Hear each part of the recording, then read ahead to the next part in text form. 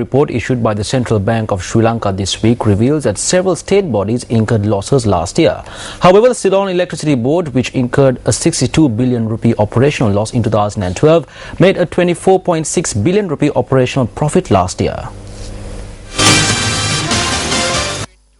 The central bank report noted that the CEB recorded a profit last year due to the increase of electricity tariffs and increase in hydropower generation.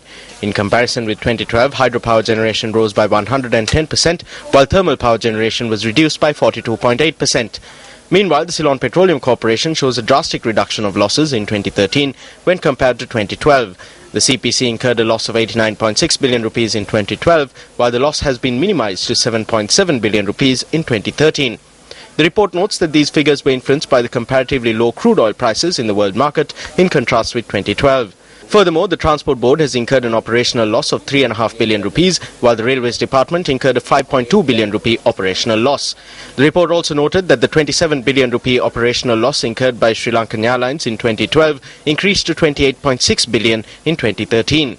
Meanwhile, Mihin Lanka, which recorded a 1 billion rupee operational loss in 2012, recorded an operational loss of 1.5 billion rupees in 2013. If you look at the CEB, what happened was, yes, they made an operational profit of 20 billion, but that is because they increased electricity tariffs by about 60-70% on the general households.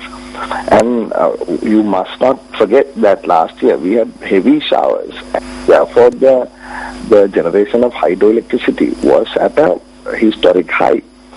But even then, they did not remove the fuel adjustment charge, which they kept applying on all households, even though they were using water to generate electricity. But on the other hand, one must look at the unimaginable losses of the state airlines, particularly Sri Lankan Airlines, made a loss of something close to 20.5 billion rupees.